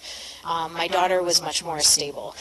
So with him, we did Sunlight curriculum. I loved Sunlight for the fact that they have great reading books for kids. Like in 1 year, they get 80 novels that they have to read, as opposed to in that same grade, they may have 2, in the school system. And my son became an amazing reader. My daughter did mainly Abeka, but now she's doing classical conversations, and we're super happy with classical conversations right now. This year, grade 11, she started classical conversations. She's amazing. I didn't want to do it. And but when she went to the Coptic homeschool retreat in the States, she met a bunch of high school kids that were doing classical conversations. And I remember after we had this high school panel, and she was on the panel, and there were specific questions that were being asked. She was so impressed by her fellow kids, and we all were impressed. As soon as the panel was done, she went straight into the audience and went up to me, and she's like, "Mom, we've got work to do." Okay. And I'm like, I will not feel bad about what we've done. We've done a good job, I'm like, don't make me feel bad, But she's like, "Mom, come on. Their vocabulary is amazing, So anyway, so yeah, classical conversation, it's wonderful, but I thought it was too late. I thought it was way too, I'm like, we cannot do classical conversation. But it turns out that Abeka is a very classical education anyways, and Naomi she did Abeka from grade 2 till grade 10. We actually quit partway through the year, Abeka, in grade 10, because we were fed up with it at that point. And she was lonely, and she was in front of a screen, watching these video lessons. She's just we listened to her heart, and we just said, and this is when I was in tears, I'm like, I've got 2.5 years left, and she's in front of it, she's lonely. We need to hear her. We didn't find a homeschool Thank you. We didn't find a co-op in Ottawa. We tried one. It didn't work out. Then COVID hit, and then everybody kind of fizzled away. Thank you for coming. Good night. Thank you so much. It was wonderful to see you. Good night. So in Ottawa, we never had a co-op, and we really struggled with that. So she was lonely. So we just stopped. And we just said, we only have 2.5 years with you, and I miss you, and I want to be with you more. And we brought her down. She was doing her work upstairs one day, and when I talked about it, and then we brought her down, and we just said, we're stopping Rebecca. And she's like, what? And we just said, enough is enough. Like, we miss you, and we're going to take the education into our own hands. I also had called the OUAC, like the Ontario application, and my problem was I was trying to fit her into a very specific category to get into university, especially because she wants to be a vet. And I called them up and I said, what if I don't have an OSSD? You know, like what if she doesn't have an Ontario Secondary School diploma? What do I do? And they're like, oh, well, all you do is apply with the 105 form. And I'm like, what's a 105 form? They're like, the 105 form is when you don't have an OSSD. And I'm like, okay, so what more than that? They just said, yeah, people all the time don't have an OSSD. And I said, but she's homeschooled. And she's like, yeah, a lot of homeschoolers do that. It's totally not a problem. I'm like, it's not a problem? I had no idea. Like, I'm trying to fit her into this very specific, you know, thing to get her OSSD, and they're like, no, you don't have to. And she's like, does she know what university she wants to go to? And then when she finds out what university she wants to go to, we'll call them, and there's a person in charge of homeschoolers that we talk to and just say, okay, she wants to apply for science. Okay, so she'll need, you know, so-and-so, that's it. And then she'll apply. Some places may need a portfolio. Some places might need an SAT. It depends on what she's applying to and what university. So I'm like, okay, I could work with that. So let's just get her out. So then we did our own thing for our own education for a semester until we met these CC people, and then they all kept saying, like, come and join classical conversation. I'm like, no, she's going to grade 11. It's too late. Like, it's not too late. Anyway, I attended an open house one night, and I had like 1,000 questions, and I asked all 1,000 questions, and all of them were answered beyond my expectation, and I thought we could do it. I'm like, okay, like we'll try it and see, and we're so happy. So happy. It answered everything that we needed, everything she needed. Like, it was an answer to prayer, really. She has a community now. She goes on Thursday. She has like new beautiful friends, and she's just so happy. She fits in, and education-wise, she's getting an awesome education. Her vocabulary is excellent. It's really improved in just 2 months, you know. And so, yeah, she's super happy. And her education level was great. She's not struggling whatsoever. She's doing Latin, you know, Latin, chemistry, all these things that they were doing ahead of time, and she's falling in no problem. Nope. Because it's high school, it's different. So when she's doing the elementary stuff, like they did all these like songs and memorizing all these different things. I mean, the first week or second week, she had to have all of the presidents of the United States from the very first one until Biden memorized. So they had this old song that they had used in elementary, but guess what? She also had a song from Rebecca. So she's like, yeah, I remember we did something like this in Rebecca. So then she had to present, and she knew them all. So she did. But they did send her a link to the CC song. So she learned the CC song, and she had it memorized. She knew all the presidents. It's American, obviously. A lot of the great ones are American. We don't have a lot of strong Canadian curriculums, and we don't have a lot of, although new things are coming out for Orthodox curriculums, but a lot of them are Protestant, so more and more are coming out that are Orthodox, and you can also just adapt. Like I said, that was one of the fruits, is that we can make our own content, and which is beautiful, and it's easy. Or there's people that are making things too, so we should end. I feel like we have tired mamas and daddies, so.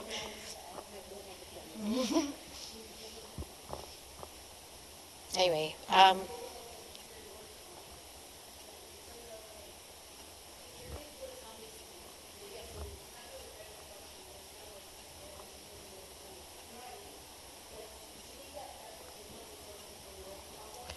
so the question is, how do they deal with an inferiority complex? You were assuming that they have an inferiority complex because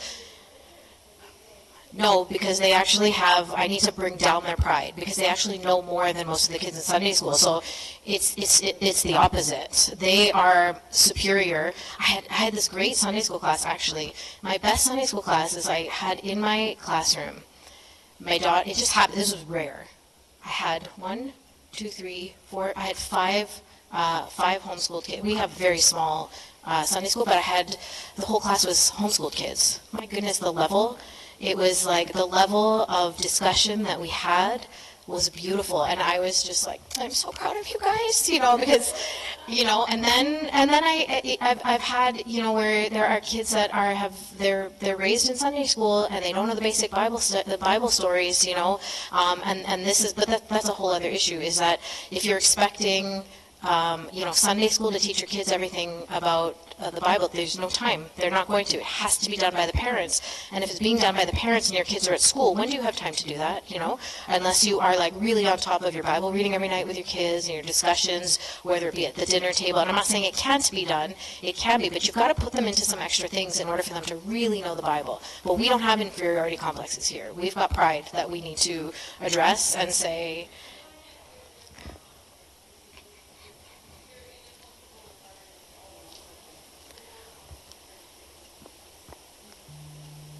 yeah, they're competent. And like I said, when I was talking about my son, he was able to talk to adults because he's been talking to adults for a long time. He has no problem, whereas other kids may be a little bit intimidated by time because it's always the authority that is the adult, right?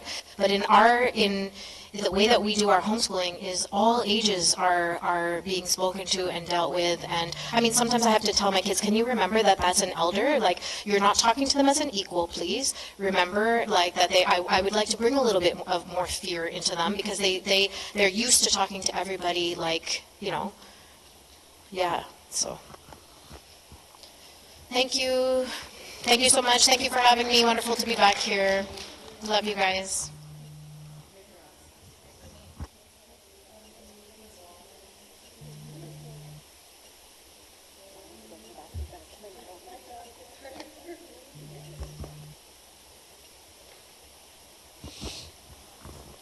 In the name of the Father, and the Son, and the Holy Spirit, one God, amen. Heavenly Father, we are so, so, so grateful to you for choosing us and for loving us and for giving us each other and for giving us this calling and the means to do it and for loving our children. We're so grateful for your word, for your spirit that leads us and guides us in all truth. Lord, we pray for one another. We pray for strength against the attacks of the enemy from the left and from the right. We pray for patience and wisdom as parents. We pray that you would help us in being faithful stewards in raising the children that you've given us, and in really just taking their hands and joining them with you, Lord. Give our children hearts and minds that chase after you all their lives and that are fixed on you and that delight in being in your presence, Lord, and look to you and not to the world, Lord. Give them their identity and their confidence in you. And make us worthy, Lord, in one voice as your children to cry out to you, saying, Our Father, who art in heaven. Hallowed be thy name.